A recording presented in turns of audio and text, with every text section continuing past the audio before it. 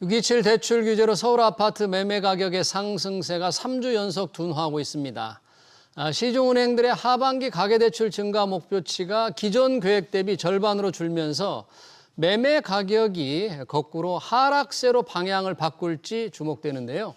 최상욱 커넥티드 그라운드 대표 모시고 식어가는 서울 부동산 시장의 전망 들어보겠습니다. 대표님 어서 오세요. 네, 안녕하십니까. 안녕하세요.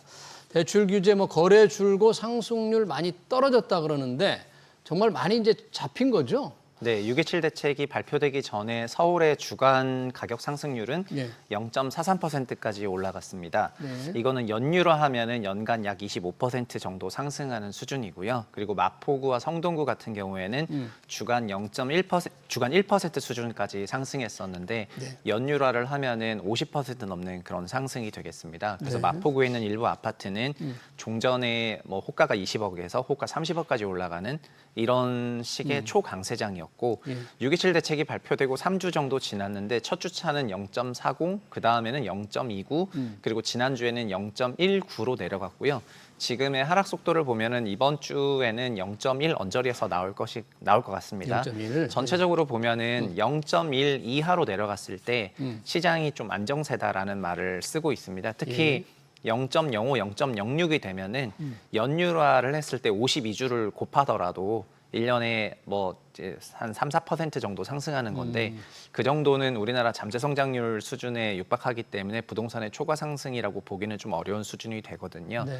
그래서 어쨌든 안정세로 들어가지 않겠는가 그렇게 예상을 하고 있습니다. 강남도 지금 더 상승률이 더 빠르게 둔화됩니까? 강남은 어때요? 강남 때문에 지금 이런 조치가 나왔는데. 서울 평균이 0.19로 내려가긴 했지만은 여전히 마포 성동 지역이 0.4대가 나오고 그리고 강남은 3월에 그 토지거래 허가제를 재지정했지 않습니까? 3월 그렇죠. 19일에 재지정을 하면서 좀 전세 낀 갭매수 빠지고 그래서 5월, 6월엔 강세가 나왔었지만은 강남도 지금 강남 전체를 보면은 0.2%대로 내려갔거든요. 0.22 정도로 내려갔는데 그거를 생각해 보면은 어쨌든 시장 가격이 전반적으로 조정세가 나타나고 있는 것은 맞아 보이고요. 다만 0.1이 넘으면은 여전히 호가는 좀 높다는 거가 되는 겁니다. 그래서 627 대책이 나왔음에도 불구하고 시장에 실제로 가서 확인을 해보시면은 호가가 크게 내렸다기보다는 좀 일부 조정받은 정도라고 느끼실 것 같습니다. 아, 그래요? 여전히 신고가가 나온다 그런 동네도 있다던데 그 상승률이 아직 하락한 게 아니니까 예, 그런 맞습니다. 건가요? 상승률 둔화되는 네, 여전히 신고가가 나오는 거예요? 예, 맞습니다. 그리고 종전 신고가 그 신고되기까지는 어차피 한 달이 걸리는 건데 627 대책 이전에 거래된 거라든가 아니면 7월 3일 대통령 간담회가 있었지 않습니까? 예. 7월 3일 대통령 간담회 때 어쨌든 대통령의 그 부동산에 대한 인식이 확실히 드러났다고 할 수가 있는데 그래서 7월 3일 이전에 있었던 많은 실거래 신고가들도 지금 올라오고 그리고 지금은 경기도 외곽이라든가 아니면 지방에서도 이제 과거보다는 그래도 7월 3일 이후에 전반적인 흐름을 봤을 때는 일부 미세하게 회복하는 그런 경향이 있어 보이긴 합니다. 그런데 통상 부동산에서는 소수점 첫째 자리인 0.1을 좀 넘는지 안 넘는지가 매우 예민한 지표가 되는 거고 0.1이? 예, 그 밑에서는 그냥 어느 정도 안정세에 있다고 보는 것이기 때문에 전반적으로 서울시장은 여전히 조금 과열 중에 있고 과열은 좀 꺼져가고 있지만 과열 중에 있고 그리고 경기도 역시 5분위 지역 같은 경우에는 과열세였는데 특히 성남 분당 같은 경우에는 재건축 기대감에 2주 전에는 주간으로 1.17%까지 올랐는데 이건 연유로 하면은 거의 80%가 올라가는 거거든요. 네. 그런 강세였다가 지금은 조금 내려가고 있는데 전체적으로는 과열이 좀 식고 있습니다. 식고 있다. 네. 근데 아까 잠깐 언급을 해주셨는데 강남 말고 주변에 마포, 성동에 타격이 조금 더 큰 거는 왜 그런가요? 627 대책은 그 대출 6억 원 이상을 받지 못하도록 하는 것이 있고 그리고 정책금융을 써가지고 주택을 매수한 경우에는 이제 입주를 해야 되도록 강제하고 있기 때문에 올 상반기에 가장 유행했던 그런 매수는 30대 분들이 적극적으로 정책 대출을 활용을 해서 전세 위에다가 정책 대출을 또 대출을 받아가지고 갭 투자를 하는 패턴을 많이 했었거든요. 그걸 하면서 시세가 주도가 됐고 그거를 고대출을 받는 고소득자분들이 따라가는 양상이 나왔었습니다. 그래서 지금 627 대책으로 실제 대출을 받으면서 집을 사시는 분들이 제한이 걸린 것이 서울의 중위주택 가격이 지금 13억 4천만 원 정도 되는데 예. 이제 이 정도 주택들부터는 좀 사기 어려워진 거다 보니까 네. 가격 기준으로 보면은 결국은 5분위, 4분위, 3분위 정도 되는 지역이 좀 타격이 크다고 할 수 있고요. 예. 그리고 강남은 토지거래 허가제로 어쨌든 서울 5분위 지역은 갭 투자가 막혔지 않습니까? 그렇죠. 그래서 4분위 지역으로 유난히 갭 투자가 좀 튀었었던 것이 6월이었는데 그게 마포 성동입니까? 네, 그게 마포 성동이 이제 서울 4분위가 되는 겁니다. 네. 마포 성동 양천 동작 지역이 4분위가 되는 건데 이런 지역에서 가장 큰 폭의 오름세 조정폭이 나오고 있습니다. 지금 이제 6억 이상 대출이 금지됐는데 이번에 시중은행에서 하반기 가계대출 증가 목표치를 보니까 3조 6천억이더라고요. 이게 원래 세운 거의 절반인데 3조 6천억을 증가시키려면 좀 늘려나가다가 연말 정도 되면 뭐 대출 절벽이 올 수다 뭐 이런 지금 우려가 벌써 나오거든요. 이게 네. 좀 시장에 상당한 영향을 주지 않을까요? 예, 대출은 그 지금 금융위원회에서 매월 둘째 주 금요일에 발표하는 대출 데이터는 집행을 기준으로 통계를 내는 것이기 때문에 예. 이미 6월, 7월 부동산 거래에서 아직 집행을 안 한 미집행 주담대 신청이 쌓여 있는 상태가 되거든요. 그래서 이거가 지금 7월과 8월에 후행해서 대출이 올라올 예정입니다. 예. 은행 내부적으로는 대출 데이터를 갖고 있는데 금융위 정책은 하반기에 대출 증가율을 이제 상반기에 절반으로 낮추라는 것이고 예. 올해 1월에 금융위가 업무 보고할 때는 그 당시 우리나라 올해의 잠재 성장률은 3.8%였는데 지금은 한국은행이 여러 가지 조정을 통해 가지고 3%로 내려왔기 때문에 그러면 자연스럽게 대출 증가율도 낮아지는 건데 네. 상반기에 초과 대출을 했으므로 하반기에는 반토막을 내라는 건데요. 예. 그 반토막을 내는 게 7.2조에서 3.6조로 내려가는 건데 그 3.6조가 신규가 아니고 이미 미집행한 대출이 이미 것까지? 쌓여 있다 보니까 그러니까는 그러니까는 지금 소위 말하는 4분기에는 대출을 받을 필요가 없는 것이 받을 수가 없다. 네, 받을 수가 없다는 어. 거가 되는 거거든요. 야. 그래서 아마 4분기 정도가 되면은 이제 대출을 사실상 거의 뭐 총량제에 의해서 문을 닫는 일이 있을 것 같고요. 다만 같은 방식으로 11월 정도가 되면은 11월에 대출 신청해도 잔금은 내년인 경우가 많이 있는데 그렇죠. 예, 그렇게 되면 자연스럽게 11월부터는 26년 잔금을 기준으로는 대출 영업을 할 거거든요. 예. 그래서 627 부동산 대책은 6월 27일에 나왔는데 잠재적으로는 약 5개월 정도의 그 좀 수명을 갖고 있다고 생각을 5개월. 하시면 좋겠습니다. 2026년 네, 대출 네. 받는 거는까지 내년 직전까지. 슬롯이 열리는 거기 때문에 어. 올해 거는 막히는 거잖아요. 예. 그래서 7, 8, 9, 10, 11월, 6월 말 해가지고 약 한 5개월 정도의 그 강력한 수요 억제 정책이라고 보시면 좋겠습니다. 네, 그러니까 이제 집값 안정 효과가 뭐 이어질 지금 상당히 둔화되고 있으니까 그게 좀 이어질 가능성이 있다 이렇게 이제 해석을 해도 되겠네요 앞으로. 예, 그래서 시장에서는 627 정책이 5개월 정도는 영향을 이제 줄 건데 그 안에 국토 공급 정책도 나오고 그리고 대통령이 맛보기 발언도 했으니까 네, 또 맛보기. 추가적인 어떤 수요 억제 정책이 나온다면. 나오면서 이제 요 한 4개월을 어떻게 끌고 가느냐가 어. 굉장히 시장에서 바라보는 중요한 포인트가 되는 거고 예. 이 4개월 안에 어떤 유의미한 대책이 나오지 않는다면은 은행 대출 규제라고 하는 거는 23년에도 있었고 24년에도 있었습니다. 23년에도 4분기에 대출 절벽이 있었고 23년에도 대출 절벽이 있었고 그리고 새로운 대출은 그해 11월부터 다시 열렸기 때문에 네. 23년 4년에도 8월과 9월에 은행 대출 규제를 시행을 했는데 각각 수명이 2개월, 3개월밖에 안 됐었습니다. 올해는 6월 달에 냈기 때문에 작년, 재작년보다는 빨리 낸 거여가지고 2달 더 길게 가는 거가 있지만은 연말이 된다면은 대출 규제의 그 영향력이 조금 감소할 것으로 생각을 하고 있습니다. 그러니까 그 전에 좀 더 집값을 안정시킬 수 있는 의미 있는 뭐 공급 확대라든지 네. 다른 또 수요 억제라든지 여러 가지가 좀 필요하다 그런 얘기네요. 집값을 안정시키려면. 네, 그런 수요 정책이 나왔으면 자연스럽게 공급 정책이 정책이 나오는 나와야 거기 때문에 됩니다. 그런 거를 시장에서 그러니까 기대를 하고 있습니다. 네. 관련해서 지금 종부세율 얘기가 나옵니다. 이재명 대통령이 이제 종부세율을 손대지 않겠다고 그랬는데 시장에서는 결국 종부세 과표를 결정하는 공정시장 가액 비율이 지금 60%인데 네. 80%로 올리는 방향을 검토하고 있다 이런 얘기가 있는데요. 60%에서 80%로 공정시장 가액 비율이 올라가면 세금 많이 늘어나는 거죠, 이거.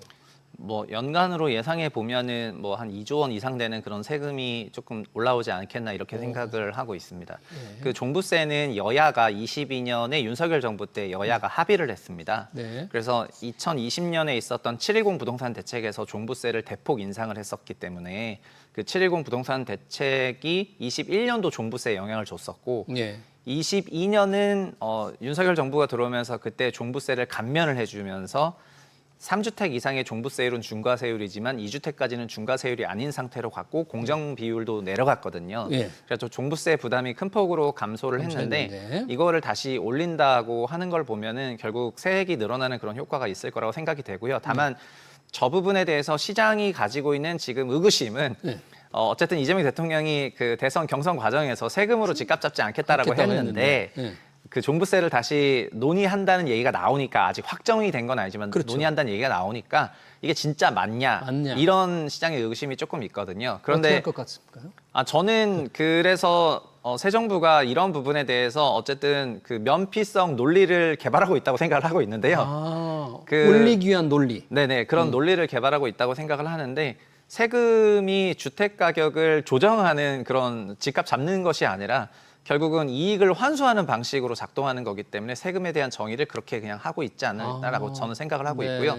다만 아직 확정이 아니기 때문에 그렇습니다. 좀 지켜봐야 될 거라고 네. 보고 있습니다. 지금 중요한 거는 7월 말에 세법 개정안을 발표하지 않습니까? 그렇습니다. 네. 새 정부는 어쨌든 부동산은 크게 건들지 않고 주식에 대해서 좀 감세를 많이 해줄 전반적인 생각을 가지고 있는데 부동산에 대해서 그래도 손댄다면 저거를 손댄다는 거가 되잖아요. 그래서 저 개인적으로는 종부세 공시가를 인상할 필요가 솔직히 없다고 생각을 하고요. 아, 그래요? 오히려 종부세는 이제 좀 철진한 세금이고 다 죽어가는 세금이라고 보기 때문에 다시 손을 댄다면은 굉장히 불필요한 논쟁만 많아질 거라고 생각을 하고 주식에 있는 그런 여러 가지 조세 제도를 좀 잘 바꾼다면은 인센티브를 많이 줘서 오히려 돈을 그쪽으로 가게 만들면 더 좋겠다. 네, 그렇게 한다면 원래 원한 대로 갈 거지만 지금은 굳이 얼마가 엄청나게 되는 것도 아닌데 오히려 이제 저항이 조금 많아지지 않을까 이런 생각을 좀 하고 있습니다. 공정시장 가격 비율을 60%에서 80%로 높인다면 사실은 세율 인상하는 거나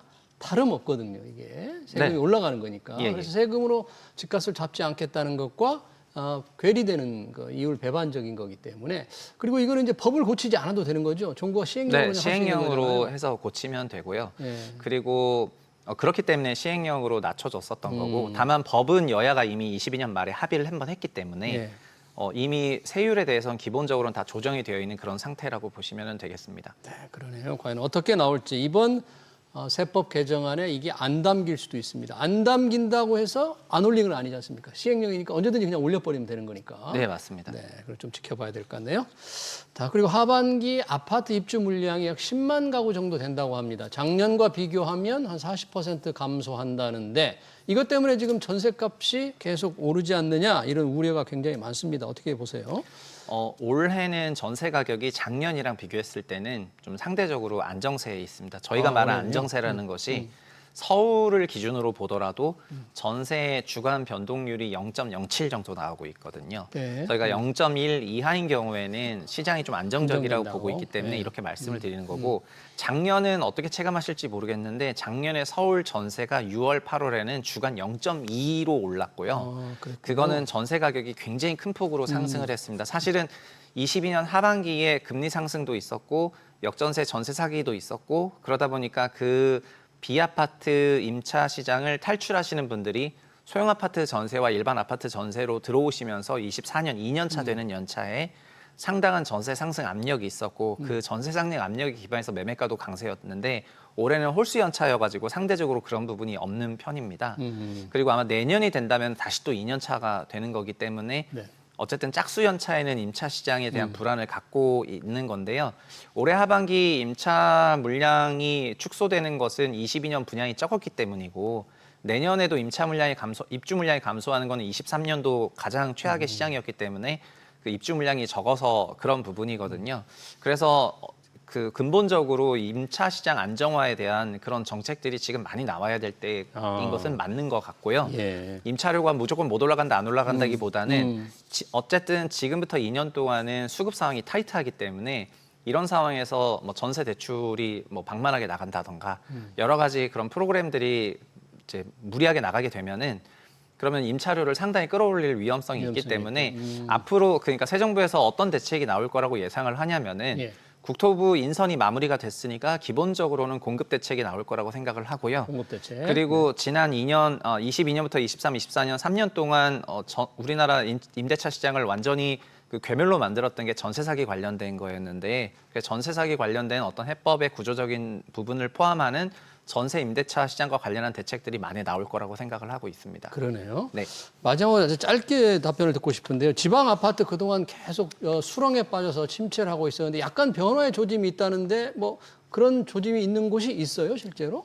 네. 기본적으로 대전, 세종, 충남 같은 경우에는 네. 그 새 정부가 되기 전에 그러니까 새 정부 출범 전에 세종시로 뭐 대통령실을 옮기겠다 이런 그렇죠. 얘기에 네. 상당한 강세였다가 다시 용산으로 들어가고 청와대로 옮긴다고 하니까 또 실망 매물이 나오면서 좀 약세였고 이런 지역이 있었는데 어쨌든 전체적으로 그 중부권 지역은 새 정부의 기대감을 먹는 지역이기 때문에 네. 그런 중부권에 대한 그런 기대감이 조금 있고요. 네. 그리고 지금은 뭐 그 충청도, 울산이랑 충청도 위주로는 일부 회복을 하고 있고 지금 새 정부가 부산에 공을 좀 많이 들이고 있지 않습니까? 네, 그렇습니다. 해수부 이전 부산은 같이. 아직은 여전히 좀 하락세가 지속이 되고 있습니다. 사실은 6대 광역시 인천을 포함해서 광역시 전체는 마이너스가 계속이 되고 있는 게 일반적이고 플러스라 하더라도 0.1 이상이 아니라 0.0대이기 때문에 아직은 그냥 전반적으로 소위 침체 장세가 이어지고 있다고 보시면 좋겠습니다. 네, 알겠습니다. 627 대출 규제 부동산 시장 영향과 전망 잘 들었습니다. 지금까지 최상욱 커넥티드 그라운드 대표였습니다. 대표님 고맙습니다. 네, 감사합니다.